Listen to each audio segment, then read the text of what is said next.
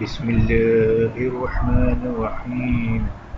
ہاں یہ واقعات موجود ہیں. آیت اللہ العظمی نخودکی بہت بڑے عالم دین ہیں.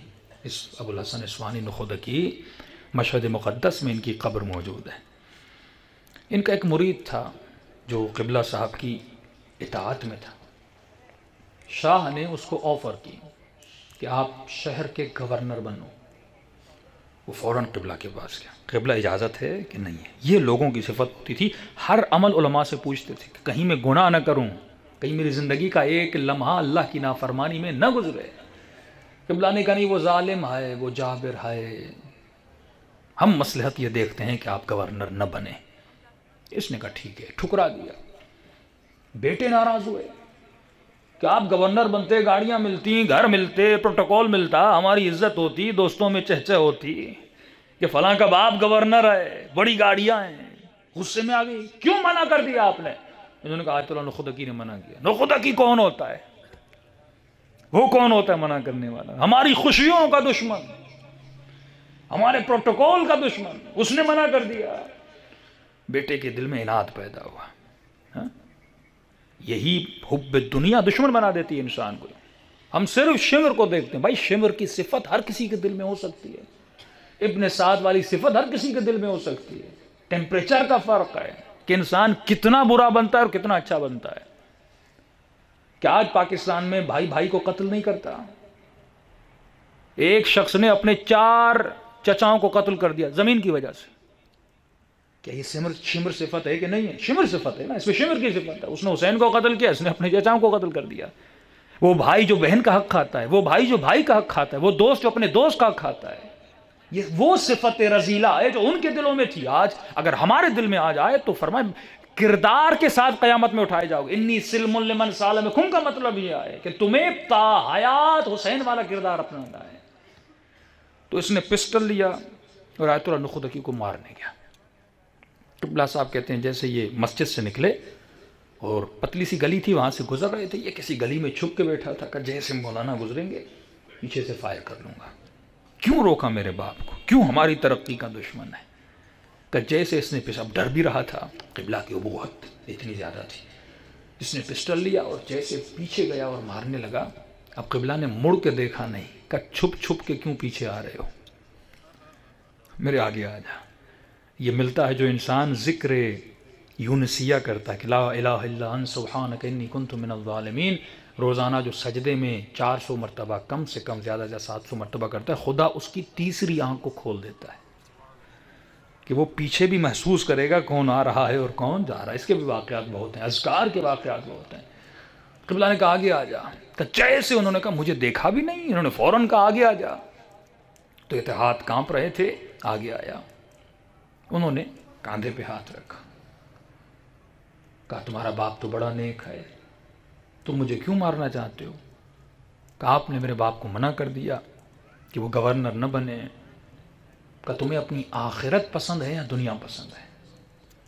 تم جنت میں جانا چاہتے ہو یا جہنم میں جانا چاہتے ہو؟ تو کہا قبلہ میں جنت کو پسند کرتا ہوں. یہ بتا حسین سے محبت کرتا ہے؟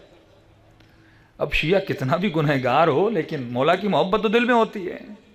کتنا بھی برا ہو جائے لیکن محبت اہل بیت تو ہے انسان کے دل میں. کہاں بڑی محبت ہے. کہا کبھی کربلا گئے ہو؟ کہا نہیں کبھی کربلا نہیں گیا. کیا کربلا جانا چاہتے ہو؟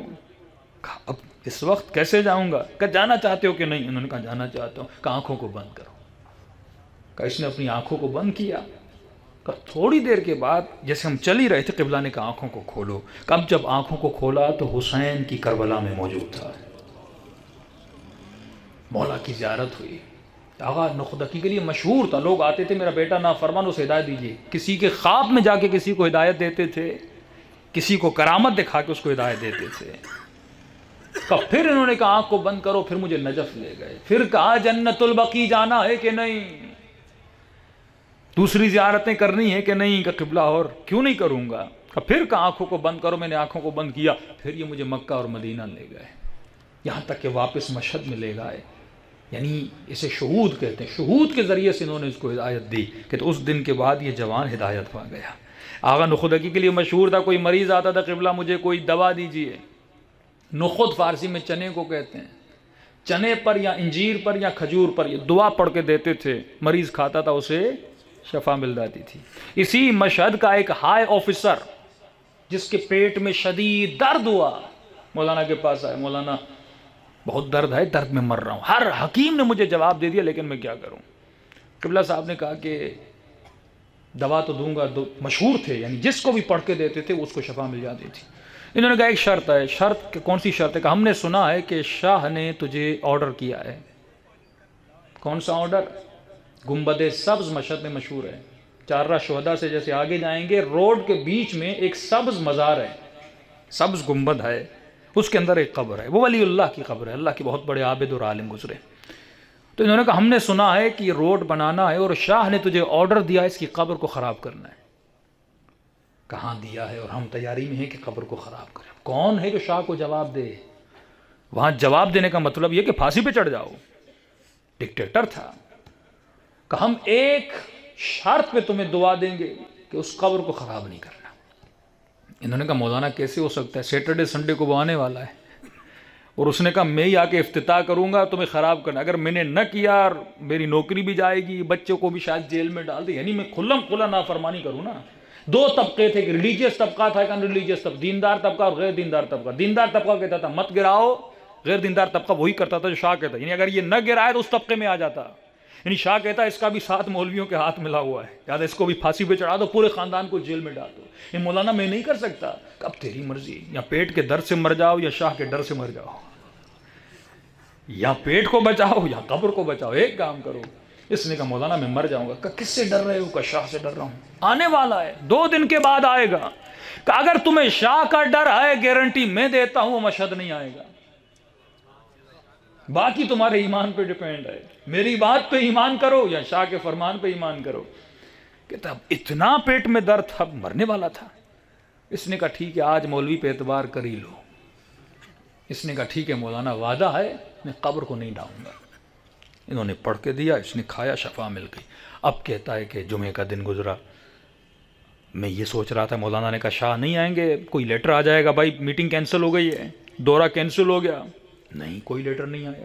دوسرا دن گزرا، کوئی لیٹر نہیں آیا۔ تیسرا دن گزرا، میں نے کہا مولوی نے مروا دیا، اب تو میں مر جاؤں گا، قبر کو بھی نہیں ڈھایا، اب شاہ دوسرے دن آنے والا ہے۔ کہ اچانک مجھے پتا چلا شاہ مشہد تو کیا ایران کو چھوڑ کے بھاگ کے چلا گیا تھا۔ صلوات پڑھے محمد و آلہ محمد۔